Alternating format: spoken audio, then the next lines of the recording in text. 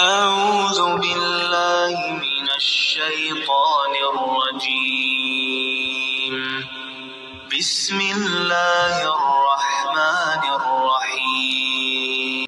عبدالواحد قریشی صاحب نے سورۃ فاتحہ امام کے پیچھے مقتدی کے پڑھنے کے بارے میں وضاحت کی۔ لا صلاۃ لمن لم یقرأ بفاتحۃ الکتاب، اس حدیث کا مطلب بیان کیا کہ یہ مقتدی کے لیے نہیں ہے، یہ امام کے لیے ہے، اور اس کے لیے اس نے دو دلائل پیش کی اپنی طرف سے۔ ویسے تو یہ امام کے پیچھے فاتحہ پڑھنے کی بات یہ شروع سے ایک اختلافی مسئلہ چلا آ رہا ہے، اور سب لوگ اپنے دلائل دیتے رہتے ہیں، اور ایک دوسرے کی مانی بہت مشکل ہی جاتی ہے۔ اس لیے اور دلائل تو اس وقت میں نہیں دے رہا، لیکن جو انہوں نے دو دلائل دی ہیں ان کی صرف بات کرنا چاہتا ہوں۔ انہوں نے پہلی دلیل یہ دی کہ جابر بن عبداللہ رضی اللہ تعالی عنہ سے جامع ترمذی کے اندر ایک حدیث ہے کہ انہوں نے کہا کہ فاتحہ کے بغیر نماز نہیں ہوتی سوائے اس کے جو امام کے پیچھے ہو، یعنی امام کے پیچھے ہو تو اس کی نماز ہو جاتی ہے۔ ایک حدیث اور بھی ہے جس پر لوگ ہمارے اوپر سوال کرتے ہیں، وہ حدیث کیا ہے؟ اس حدیث کو سمجھے، صحیح حدیث ہے۔ فرمایا لا صلاۃ لمن لم یقرأ بفاتحۃ الکتاب، سورۃ فاتحہ نہیں پڑھو گے نماز نہیں ہوگی۔ لوگ سمجھتے ہیں اس کا مطلب ہے مقتدی بھی شامل ہے، حالانکہ یہ مقتدی کے لیے نہیں ہے۔ حضرت جابر رضی اللہ عنہ پیغمبر کے صحابی ہیں، جلد اول جامع ترمذی ابواب الصلاۃ میں فرماتے ہیں انما اذا کان وحدہ، حضور نے یہ اکیلے نمازی کو حکم کیا ہے کہ سورۃ فاتحہ نہیں پڑھو گے نماز نہیں ہوگی، یعنی امام کے پیچھے ہو تو اس کی نماز ہو جاتی ہے۔ ٹھیک ہے بھائی، یہ جابر بن عبداللہ رضی اللہ تعالیٰ عنہ کا قول ہے، ان کی بات ہے، اور وہ صحابی ہے۔ اسی طرح صحیح مسلم میں اور اسی کتاب میں جامع ترمذی میں اور باقی کتابوں میں واضح طور پر ابو ہریرہ رضی اللہ تعالیٰ عنہ سے بھی ہے روایت کہ اس کا مطلب یہ ہے کہ امام کے پیچھے بھی فاتحہ پڑھنی ہے، اور باقی صحابہ سے بھی ہے۔ تو ایک صحابی کا آپ نے یہ قول نقل کر دیا کہ وہ کہتے ہیں کہ اگر امام کے پیچھے ہوں تو پھر نماز ہو جاتی ہے، لیکن یہ تو کہیں نہیں ہے کہ امام کے پیچھے نہ پڑھیں۔ اسی قول کو لے کر، اسی صحابی کی بات کو لے کر امام احمد بن حنبل نے بھی ایک بات کی ہے کہ وہ کہتے ہیں کہ صحابی ہیں، وہ یہی کہہ رہے ہیں کہ امام کے پیچھے بھی اگر کوئی فاتحہ نہ پڑھے تو اس کی نماز ہو جاتی ہے، لیکن پڑھنی چاہیے۔ انہوں نے اسی بات کو لیا کہ امام کے پیچھے پڑھنی چاہیے، فاتحہ بہرحال انسان پڑھ لے۔ اور اب بات کرتے ہیں انہی صحابی کے بارے میں کہ وہ کیا کرتے تھے۔ انہوں نے یہاں پر تو کہہ دیا کہ امام کے پیچھے جو اس کی نماز ہو جاتی ہے، ان کا خود کا عمل کیا ہے؟ تو سنن ابن ماجہ کے اندر 843 نمبر پر حدیث موجود ہے، جس کے اندر جابر بن عبداللہ رضی اللہ تعالیٰ عنہ کہتے ہیں کہ ہم ظہر اور عصر میں امام کے پیچھے پہلی 2 رکعتوں میں فاتحہ اور کوئی اور سورت بھی پڑھتے تھے، اور پچھلی 2 رکعتوں میں صرف فاتحہ پڑھتے تھے، یعنی وہ خود بھی امام کے پیچھے فاتحہ پڑھتے تھے۔ تو کیا مطلب؟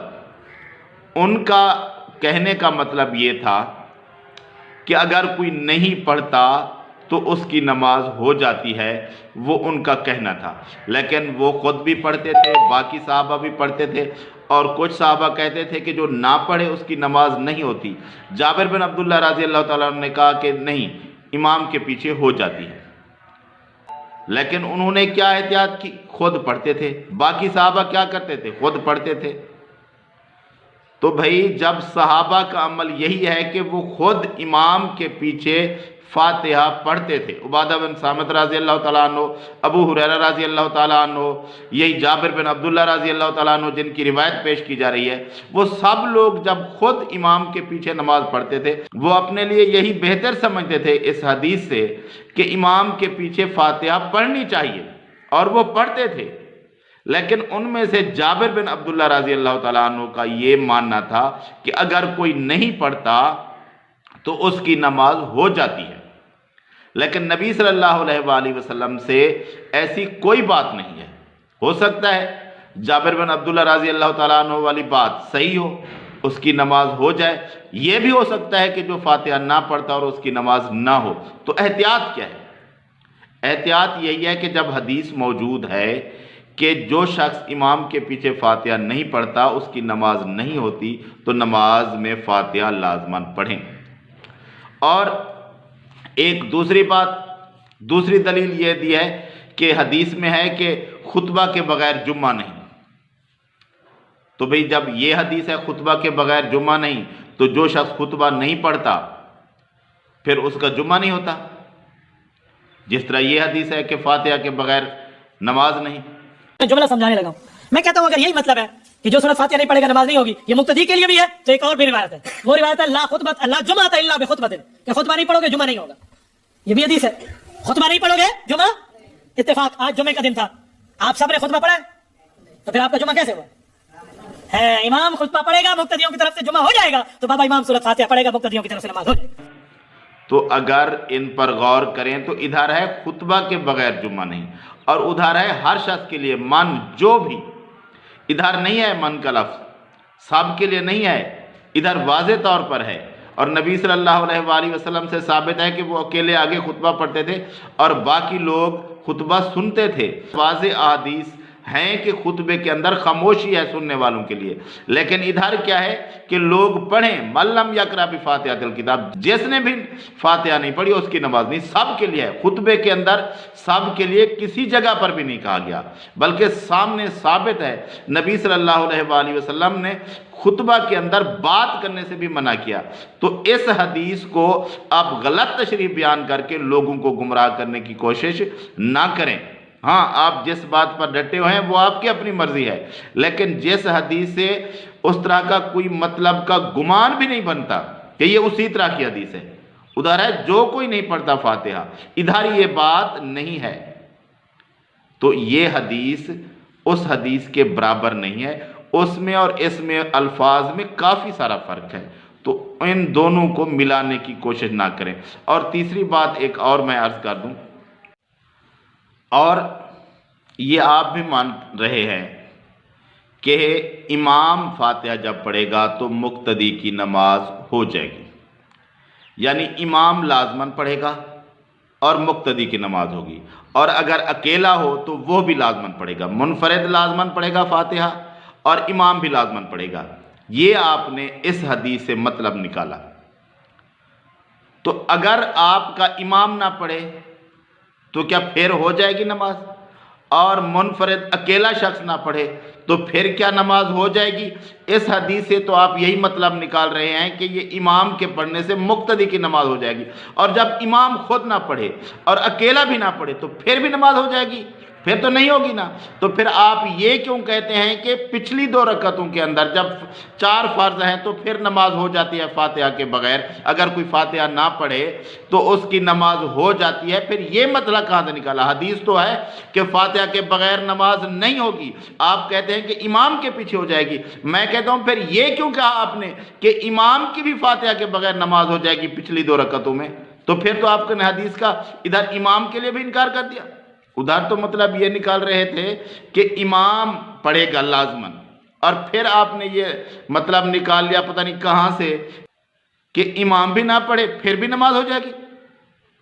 پچھلی 2 رکعتوں کے اندر، تیسری اور چوتھی کے اندر یہ آپ کا مسئلہ ہے کہ تیسری اور چوتھی رکعت کے اندر اگر امام بھی خاموش رہے، کچھ نہ پڑھے، اور اکیلا شخص بھی کچھ نہ پڑھے،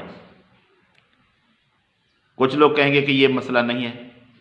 بھی آپ نماز کی کتاب اٹھا کر دیکھیں، اس میں دیکھیں کہ نماز کے فرائض، واجبات اور سنتیں جو لکھی ہوئی ہیں ان کے بارے میں کیا تفصیل ہے، اور تیسری اور چوتھی رکعت کی فاتحہ کہاں لکھی ہوئی ہے؟ وہ سنتوں کے اندر لکھی ہوئی ہے، اور سنت میں تو یہ کہتے ہیں کہ سنت چھوڑ دیں تو سجدہ سہو بھی نہیں ہے، اور اس کے اندر بہتی زیور کے اندر نماز کے باب میں واضح طور پر لکھا ہوا ہے کہ تیسری اور چوتھی رکعت میں خاموش رہیں یا سبحان اللہ کہتے رہیں، فاتحہ کیا کوئی چیز نہ پڑھیں، آپ کی نماز ہو جائے گی۔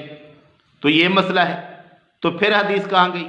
یہاں تو حدیث امام اور منفرد سے بھی چلی گئی۔ ادھر تو آپ دعویٰ کر رہے تھے کہ امام کے پڑھنے سے ہو جائے گی، لیکن پھر امام کو بھی معاف کر دی اور اکیلے کو بھی معاف کر دی، پھر تو آپ نے حدیث کو خود مانا ہی نہ۔ تو یہ کہاں سے نکال دیا مسئلہ پھر؟